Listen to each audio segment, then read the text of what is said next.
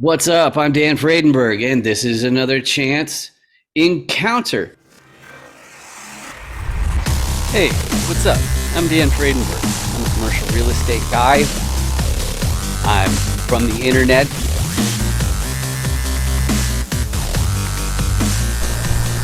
We're seeing more properties like this being built in front of a house that's going to be torn down soon. I understand that there are power lines that are getting kind of close. What's up again? This is Dan Fredenberg, and that there is a commercial real estate building.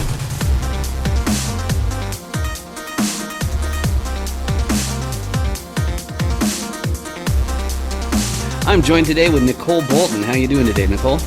I'm good. How are you?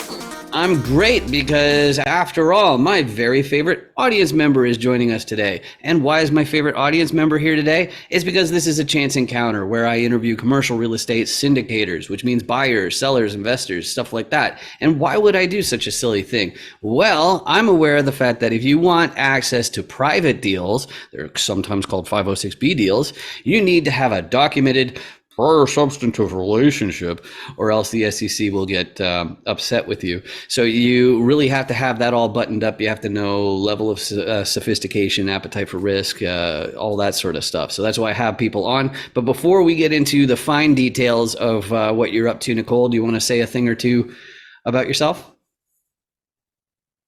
So I like Dan said, I'm Nicole Bolton. I hail from the West, from Colorado up to Montana to Nevada and now to Idaho. I come from a long line of rental or family investors and am breaking into the syndication market, and I'm happy to be here.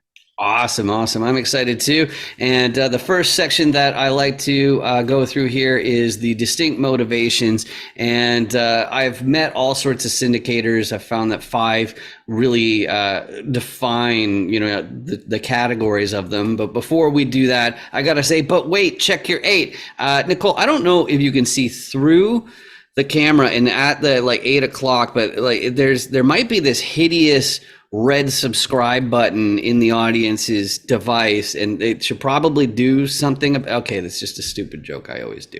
Yeah, it's like right down in here somewhere. Yeah, it's at your 8 o'clock, and it's the audience's 5. But yeah, anyway, so the 5 distinct motivations. Everybody has their own reasons to do this.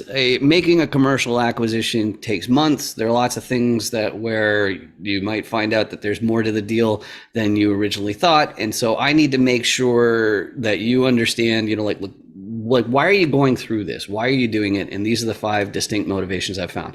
The first one, some people are making acquisitions to preserve their purchasing power. Now, if you already have a portfolio of assets and the way that you make ends meet is from the proceeds of ownership, then the only time you're going to be making a new acquisition is either when inflation is eating away at the purchasing power of the cash flow, or if there's an asset crash or you can buy at a steep discount. That's the only reason why they'll be doing it. But me, that's not my reasons. I'm not there yet. What I'm up to, because I got a background in tech, and that's what actually brought me to real estate, is I realized that if you are a high salary earner, a high wage earner, you're paying more in tax than anybody else. My own background is in the CRM industry and making web-based applications for e-commerce. So in real estate, that's like courses and ebooks and tickets to live events and stuff like that.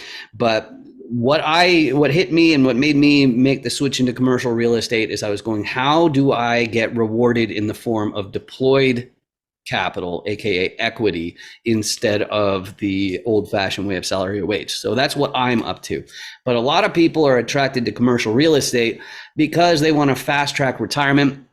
But really, more accurately, it means they want to take control of their schedule. So maybe that means they want to work fewer months per year, or fewer weeks per month, or fewer hours per week, or something like that. But the main idea is that they want to scale back eventually. And that is in stark contrast to my next group here. And they are just plain ambitious. Excuse me, I got a bit of a cold. But these ambitious people, they are after that generational wealth. They want to make sure that their great grandchildren never have to hold a day job, and they're buying up their entire hometown. And that's fantastic because you know that they're going to be hustling into their 90s, because it's ambition is the real thing that defines them. Whereas this last group, you can't really categorize it as ambition. It's more that they've picked a sector of society, or maybe it's animals or the environment or something like that.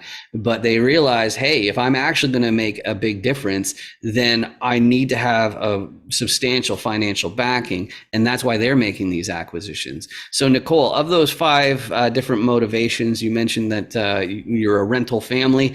So what is your, out of those five different motivations, what combination of them would you say describes you best?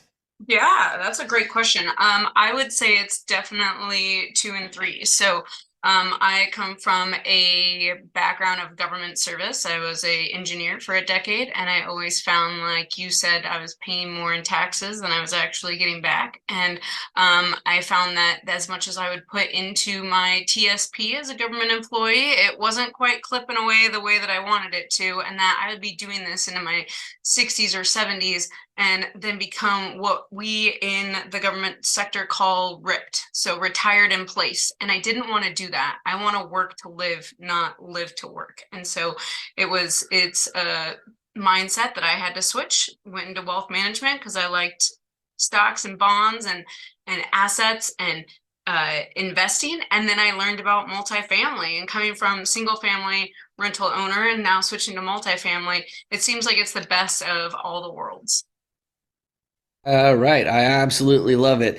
And that brings me to the next question, though, which is tolerance for risk. And sometimes I get some newbies on this show, and they're all starry eyed and excited to get involved because there's big numbers floating around. But there are big risks. And if anybody's ever done like one of the questionnaires for a 506B, you'll know it has all sorts of questions. And the one that I thought they didn't do a very good job of was asking what your tolerance for risk is. I didn't really feel like it told me enough about the person.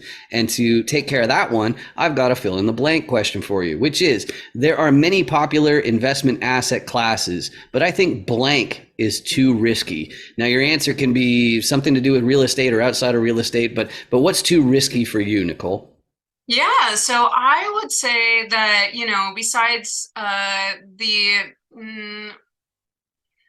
besides the basketball cards of the 90s, that probably it's the ETFs, or the exchangeable, the token forms, right? So I feel like that in and of itself is something that we've seen with Bitcoin, or cryptocurrency is going like this. And so that's just too risky for me. Absolutely. You can't eat it. You can't live in it. And speaking of eating, there's a Oh, so yummy. that subscribe sandwich. It's I think that kills me every single time it pops up. But it's the segue into the Dan Does Deals Core Competency Cube. You can get your own copy at dandoesdeals.com, and it's got the 6 distinct roles in a commercial deal. And in every episode of Chance Encounters, I go through all 6 sides. It only takes a couple minutes, but the reason is because I want to make sure that you can effectively communicate on the subject of commercial real estate deals, and you know how my guest fits in. So if you go to dandoesdeals.com, you can print it out, and like a dummy, I don't even ask for your email address, which you should always do. You should always ask for some sort of contact information in return for the freebie. But I want nothing standing in the way of you going to dandoesdeals.com, printing out your copy, and then you can practice explaining this to your friends and family and all that kind of stuff. Because being able to effectively communicate is going to make the biggest difference in your business than anything else. So let's make this happen. The first side of the die is the repositioner side. And what's that all about? Well, they're looking at a bunch of different properties because they're acquisitions people. They're doing a bunch of paperwork. And what is that paperwork, you ask? Well, there's a fancy word for it. It's underwriting. And that means you're doing the math. You're doing the arithmetic. Nicole, you said that you got the engineering background. So we engineers are not afraid of math. It's especially not the kind of math you see in these buildings. But why do you have to put so much effort into doing that math? Well, the fact is, sometimes you need to find out if the building is even making the amount of money that the seller claims it is, because that's no guarantee. And then you're also going, like, they're called repositioners because they're figuring out how can they change how this property is run, or this property's look, and like what's actually in the building. How can you change it to find more upside? Now, the most popular way for repositioners to find that upside is they get investor relations, or they get relationships with financiers, banks, lenders, and stuff like that. Financiers are people who only deal with paper and money. They do not work on the actual deals or the property. And the reason why they deserve a place on the die is because if the repositioner can get a more advantageous loan, that goes straight to the profitability of the property. Okay, so that's why they're absolutely pivotal. But the next thing that a repositioner is going to be doing is they're going to be looking at the operations. They're going to see, do we have a bunch of Benjamins going down those toilets? But of course, there's more to operations than just unclogging toilets and collecting rents and mowing lawns. There's also it's called a leasing agent. There's a vacancy rate representative who that dovetails right into my skill set. I tend to go for bigger deals, in the 100+ unit range. So we're often outsourcing. But if your operations team is having trouble filling the units, that's very, very expensive. So you need a guy like me who knows marketing to fix that up. But then on the digital skills for web assets and whatever, and automations and CRMs, that's the other thing I do for operations. But real estate's an old industry, so chances are operations is not going to be enough cost cutting to really make the numbers work. So oftentimes they get a contractor team in to do a value add. In other words, they renovate the units, because if they make the units nicer, then the next residents will likely be happy to pay more in rent than the previous one. And so you've now got upside. But you can spend money endlessly on contractors. That doesn't mean it's going to be a return on investment, especially because you have to make sure that they're getting things done on time and they're not cutting corners. So if you're like me, I don't know if you know this about me, but I'm from the internet. So I need locals. I need boots on the ground, people who can be there in an hour or two, because you can bet that's not going to be me. I'd still be stuck at an airport in an hour or two. Okay. I'm the internet guy. So that's why you need the locals. But when the repositioner has assembled this team and they turn around to the financier, they say, hey, I found this great deal. It's 350 units. It's tens of millions of dollars. You happen to have, say, I don't know, tens of millions of dollars. You want to lend us? And the financier is going to have even more questions than you may have right now. One of the biggest important ones, though, is who is the sponsor KP? And what's that all about? See, some people think that, maybe they're engineers or physicians or something like that. They've got a network of friends. They want to pool some money together to take over a commercial property. Well, one thing that's going to be a problem is if you want to be eligible for a commercial loan, somebody in the fold has to already own a similar asset. So if you want to take over a 350 unit complex, somebody has to already own a 350 unit complex and show the bank it's like, we can actually handle this and make it work. But there are a couple other things you need. One is between the ownership team, you need a balance sheet of at least the amount of the loan. And then you also need a certain amount of liquidity. But if you have all those pieces, you got yourself a commercial real estate deal. So Nicole, as far as your core competencies, what you're most likely to contribute to your next deal, what combination would you describe that as? Yeah, so I would definitely say I'm a repositioner, but also the financer. So having that background in wealth management, thankfully I have those connections with some people who want to invest, or I guess you could say diverse their portfolio and things other than stocks and bonds. But having that engineer background as well as the wealth management, I really love the numbers. I am a geek and a nerd, so that is probably one of my best attributes. Excellent, excellent. So let's talk about buy box then. And when investors or syndicators are talking about different properties and what's ideal, they're really talking about three things, okay? The first one is geography. Where is it? Where does it have to be? Which states? Which counties? Possibly even which neighborhood, okay? That's absolutely going to matter. So that's the geography. The second one's going to be the size. We're generally talking about multifamily on this show. There are a few other types of commercial real estate that some of my guests have, but usually it's multifamily, and the way that you count the size, it's by the unit count. So you're going to have different groups of people taking over 15 unit deals compared to the 150 and 350 unit and whatnot. So that size definitely matters. acres, but some forms of commercial real estate go off of square footage, like warehousing and industrial. But the third one is called class, and I parse out class into two separate words. A lot of people just use class for the two different meanings. The first one is the condition. So how old is the building? How beat up is the building? Is it like nice and fresh? And is it more like no frills, or is it full of amenities and luxuries? Okay, that's the condition. That's the first meaning of class. The second meaning of class, I call it the area. And that has to do with what's the crime rate like where the property is located? What are the school districts like where the property is located? And then how desirable, that's based on the amount of traffic that goes by nearby. But both of those two meanings of class, they use the same system as in grade school, which is where you got A plus at the top, and then A minus and B plus and so on. But Nicole, as far as you and your teams, your groups, what is easier to say yes to and more difficult to say no to? Yes, easy to say yes to, because I like saying yes. I'm more of an improv person, right? So it's a yes and units that are from 50 to 150 areas of, we're looking at Dallas, Fort Worth, and Omaha right now. And then B class or even C units in B class areas. Beautiful, beautiful. And then the next question then has to do with who you're best suited to help. I love the fact that because multifamily and commercial real estate is multifaceted, everybody is really eager to help build new teams, join new groups to build a new syndication team. But at the same time, we all have our unique skill sets. Me personally, with the tech CRM background and all the web assets, the sponsor KPs are the ones that I can really disproportionately help because they've got the foundation where a guy like me makes a bigger difference. But I also frequently need to meet more locals.